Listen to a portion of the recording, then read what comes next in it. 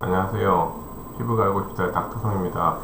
오늘은 가정용 MTS로 피부가 과연 좋아질 수 있을까에 대해서 방송하기 위해서 녹화를 하고 있는 중이고요. 그 다음에 왜 이런 녹화를 하게 되었나, 왜 이런 방송을 하게 되었냐 하면요.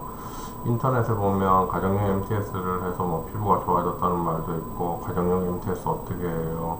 가정용 MTS 하면 아프지 않아요? 가정용 MTS 하면 진짜 좋아지나요? 부작용 없나요? 이런 글들을 많이 보거든요.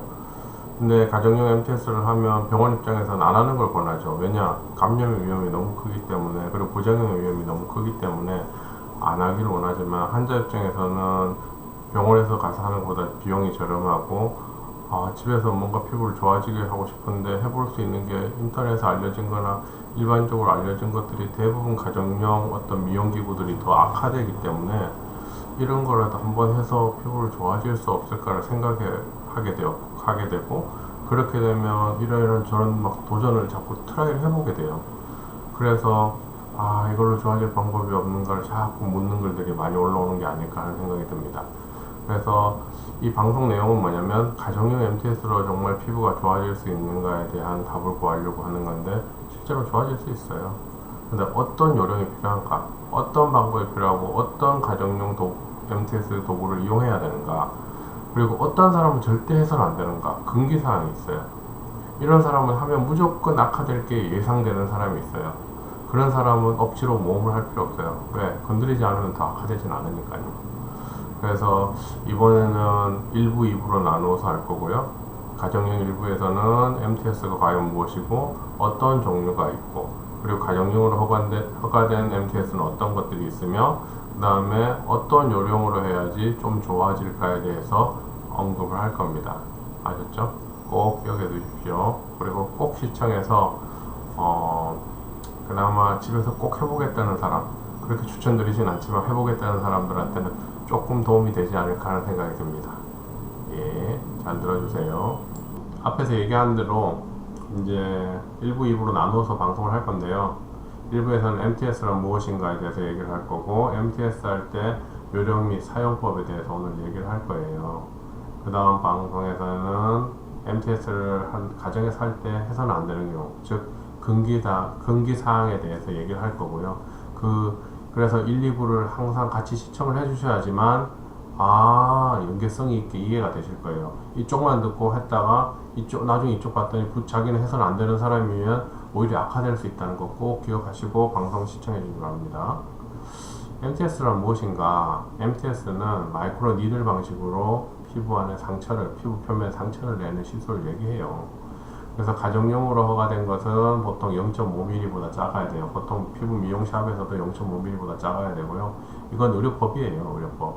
그래서 가정용으로 0.5mm보다 비싼 걸 판매하거나 이러면 사실 법적인 문제가 돼요. 미용샵에서도 0.5mm보다 긴 바늘을 이용하면 보건소에 신고를 하면, 증거물을 찾아서 신고를 하면 영업정지나 처음에 경고장이 간다면 영업정지를 받게 되니까, 이런 것들을 꼭 기억하셔야 돼요. 의료법상 금지되어 있다.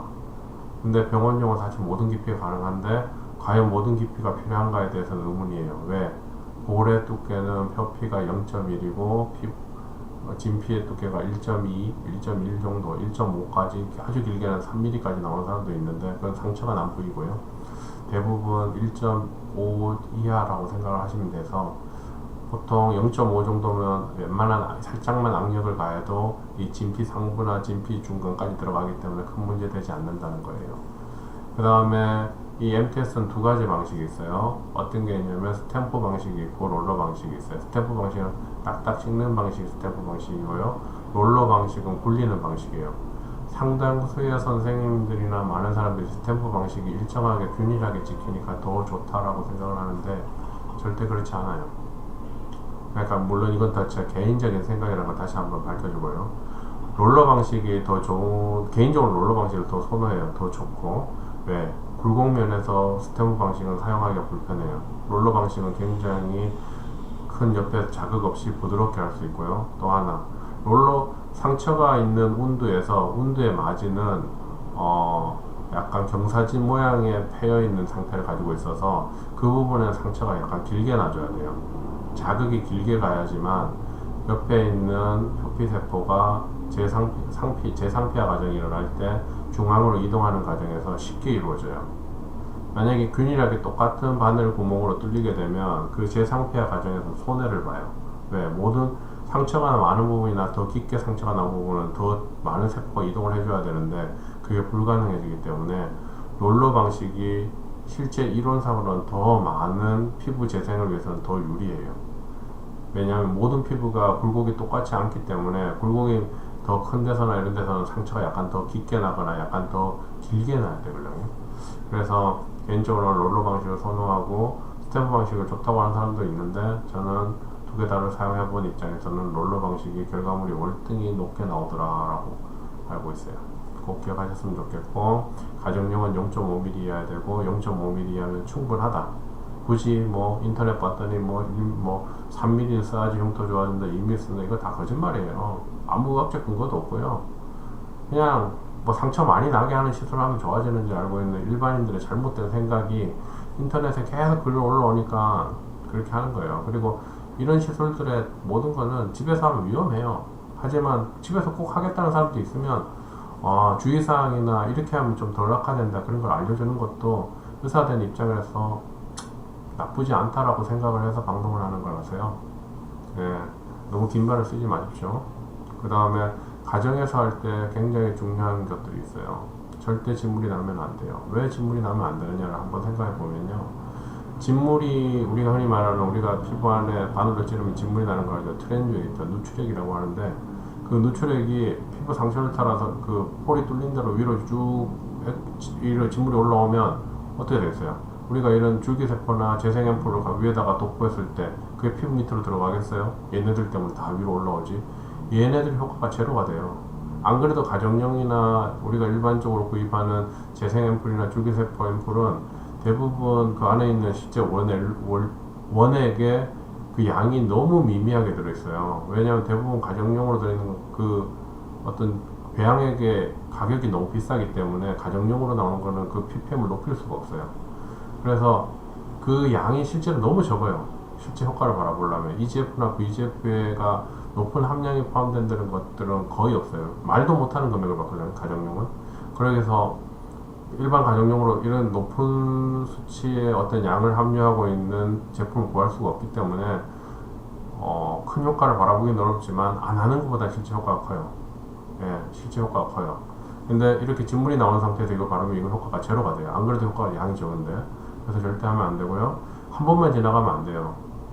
여러 번 지나가야 돼요. 한 번만 지나가면 금방 그 바늘 자국이 닫혀요. 그래서 이 앰플을 발랐을 때 효과가 떨어져요. 왜? 흡수가 안 되기 때문에 여러 번 발라야 되고, 여러 번 발랐을 때 어느 상태까지 여러 번 지나가야 되느냐, 여러 번 바른 게 아니고 여러 번 지나가야 되겠죠. 여러 번 지나가야 되느냐, 얼굴이 발그스름할 때까지 해줘야 돼요. 피가 콸콸 나온다, 피가 철철 난다 하면 재앙이 닥칩니다. 큰 문제가 생겨요. 그래서 마취크림을 반드시 바르고 하라고 하는데요. 마취크림은 보통 약국 가면 일반 가정용 마취크림을 구할 수 있어요. 마취크림을 바르고 시술하는데, 보통 마취크림의 실제 통증 감소 효과를 노리는 것은 논문에는 45분 플러스 마이너스 15분으로 되어 있어요. 최소한 30분, 최대 1시간 정도를 바르고 있어야지 마취 효과가 있다는데, 실질적으로 바늘이 0.5mm보다 작으면 통증이 거의 안 느껴지기 때문에 약간 따끔한 느낌 말고는 아예 느낌이 없어요. 그래서 그렇게 마취크림을 바를 필요는 없지만 마취크림 바르는 이유는 다른 데 있어요. 혈관이 마취크림 바르면 작아져요. 그러면 바늘로 찔렀을 때 출혈 양이 적어서 막 피가 철철 난다거나 이러지 않아요. 그래서 이것들이 굉장히 중요한 요소예요. 마취크림을 바르고 한다. 한 15분에서 가정용을 할 때는 한 10분만 바르면 돼요. 30분 정도 바르면 혈관이 작아지니까 출혈이 많이 나오는 걸 막을 수 있다. 그리고 여러 번 지나가야 되고, 얼굴이 발그스름할 때까지 지나가야 되고, 절대 진물이 나오게 하면 안 된다. 이것들이 굉장히 중요해요. 그러면 이제 가정에서 하는 방법 요령을 제가 익혔어요. 그러면 하고 나서 악화될 수 있는 리스크는 어떤 게 있을까? 악화되는 이유는 뭐가 있을까? 대부분 집에서는 깨끗하게 소독된 환경을 제공할 수 없기 때문에 감염의 위험이 굉장히 커져요. 감염의 위험이 커져서 염증이 생기고 뭐 농이 생기고 막 악화돼요. 빨리 항생제를 먹어야 돼요. 그냥 방치하면 절대로 안 돼요. 그리고 시술 후에 불금증이 오래가면 대부분 악화돼요. 모공이 커지고 흉터는 깊어지고, 그 다음에 피지 분비는 계속 늘어나요. 엄청 피지 분비가 늘어나요. 알갱이처럼 바뀌기 시작하죠. 그 알갱이처럼 막히는 이유가 몇 가지가 있는데, 피부 장벽이 해동될 때 뭐 층판소체라고 하는 라밀라 바디에서 분비되는 포스포리피드가 그 포스포리파즈 A2에 의해서 뭐 그 프리페텍시도 전환되는 과정이라든지 이런 과정들이 다 손상이 일어나요.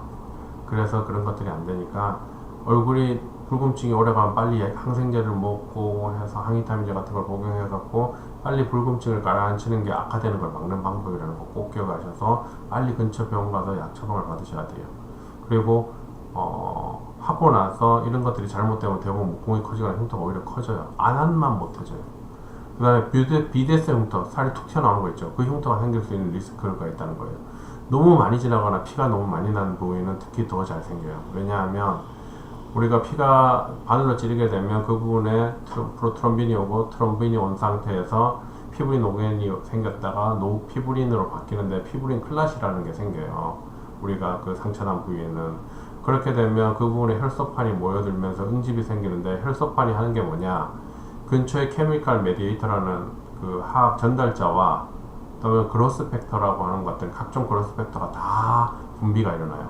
그러면 그로스 팩터 같은 것들이 일어나면 어떤 장점이 생기느냐, 근처에 마크로파지 같은 대식세포가 몰려와서 문제가 되는 조직들을 없애고 새로운 조직들로 바꾸는 과정이 시작되는데, 그때 섬유화 세포인 파이브로블라스트가 근처로 땡겨와요.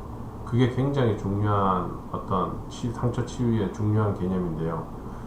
파이브로블라스트가 옴으로써 그분의 상처 치유가 일어나는데, 파이브로블라스트가 왔을 때 파이브로블라스트 자체만이 존재하느냐, 파이브로블라스트 중에서 일부는 마이오파이브로블라스트라고 해서 근섬유화 세포의 전환이 일어나요. 약간 피부 조직이 약간 단단하게 만드는 원리를 그랬던 걸 가능하게 만들어주는데, 문제는 걔네들이 너무 많아졌을 때, 또는 걔네들이 그 상처가 아물 때쯤 빠져줘서 마이오파이브로블라스트가 없어져야 되는데, 그 걔네들이 계속 남아있게 되면 액틴이랑 묘신 같은 어떤 단백질을 만들어요. 평활근, 스무스 머슬 같은 데 필요한 어떤 단백질을 만들어서 피부가 약간 단단하게 만들고 약간 옵틱하게 반짝거리게 만들 효과도 만들어요. 그래서 이런 비대성 흉터가 생길 가능성이 올라간다. 그 다음에 피부결이 악화된다. 비늘같이 바뀌거나 거칠어질 수 있다는 거. 이것들을 꼭 기억하셔야 돼요. 이렇게 느껴진다.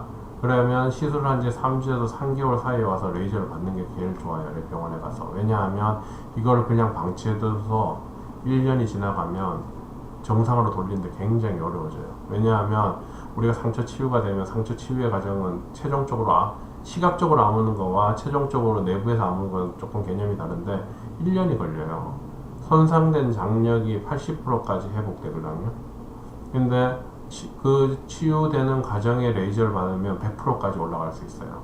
근데 아마 장력이 치유가 모든 어떤 회복 상처 치유 과정이 끝난 상태에서 그걸 돌이키려고 하면 상당한 시간이 요구된다는 거 꼭 기억하시고 그냥 방치하시면 안 되세요.